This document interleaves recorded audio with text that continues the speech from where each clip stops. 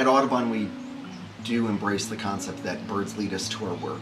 And as an educator, I look at the idea that everyone, no matter where they are in life, can be hope to a bird, can look like hope to a bird. That we can find ways for everyone to participate in ways that they can help birds in their own space. And one unique opportunity I have for helping people realize that is that I found a way that nature, and bird sounds in particular, can help people have a better day. In particular, people with dementia, we have the Bird Tales program that I developed with a dementia care specialist on how we use birds and bringing birds indoors as therapy for people with dementia.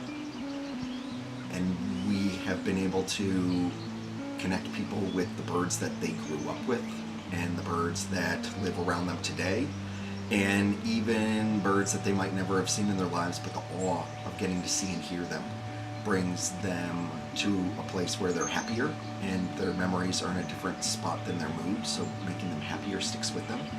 And also, we now have all of these healthcare facilities now changing the way that they do business so that they bring birds in as a way, as part of their wellness plan. It's been pretty exciting to do.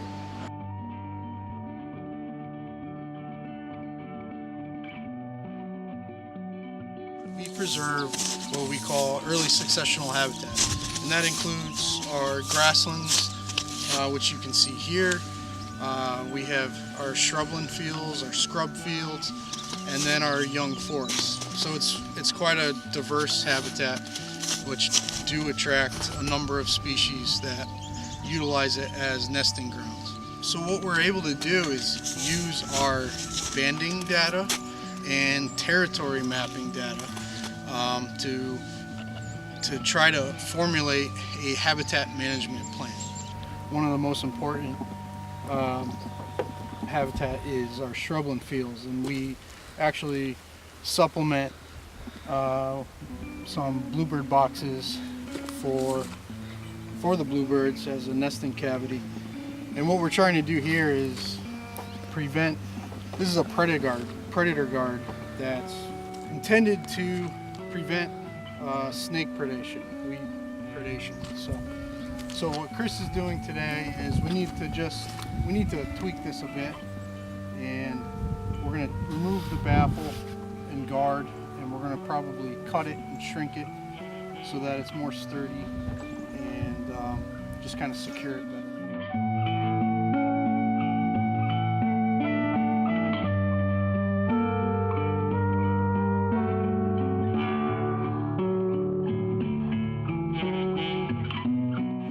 I think getting the kids involved, see, I'm a former teacher from Region 15, so when I retired, that's what I decided to do, because I was science and also math, kind of was the right thing for me to do. And so having the kids come, it influences them because they get more involved with what they see around them. They really start to notice the birds that are there and what they can do to help them, and that leads them on to the right plants to plant and taking care of their garden and their school, etc. So I think it really influences. Then they tell their parents, so it spreads out from the kids visiting as well as now the other activities they do here for adults.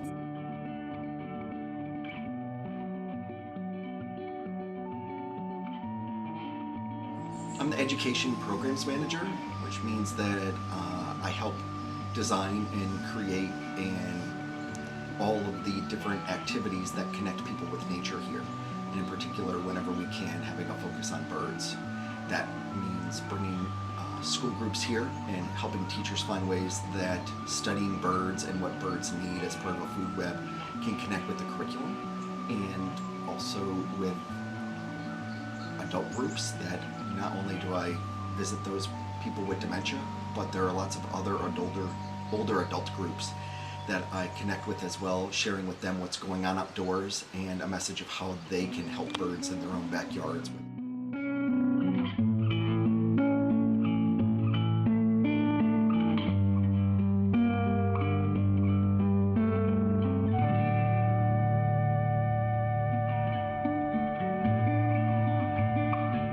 Yes, and the other large program that we offer every year is our Summer Nature Day Camp.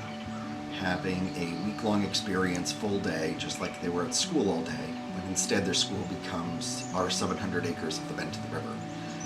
And we find plenty of ways to just enjoy being outdoors, and our campers learn about nature and develop an ethic of conservation by accident, just because they're enjoying their time out there. Certainly we bring them into all the work that Audubon's doing by collecting the invertebrates in the river and figuring out the water quality of the Pumperog River, or when we're out on a bird walk, we put all of our observations into eBird, so we're able to see what birds are around from year to year. And some of our older campers are working on even other research projects every year, and that's kind of fun that they get to grow up and then find ways that they can take their own angle, whether it's art or math, or they just really like birds and they're only going to study the birds, even though I'm trying to show them everything else that lives outdoors too. Okay, we did a lot of, when we were first married, we did a lot of traveling out west and went through a lot of national parks. So I got very much into the national park thing. And then we hiked to the bottom of the Grand Canyon. And so being in the natural world, it just seemed like the logical thing for me. And so that's why I support this, because it's a little piece. I mean, I have bears in my backyard too, where I live, but it's just nice to be involved with a place that wants to get more people involved. So that's why. The Bend to the River is a great local way to connect with the National Audubon Society. That here we have a demonstration of how professionals can help preserve a place and manage a habitat for such a variety of birds, and we have demonstrations of how you can do that on your own scale at home. And we also bring birds to people who can't get out, and that's a wonderful thing that Howard and Althea imagined, that this place would always be somewhere where they could feel like they're out in the middle of nowhere. Our benefactors could feel that fact, and by keeping our group size small, we now bring a little piece of the Bend to the River to the rest of the community around us too.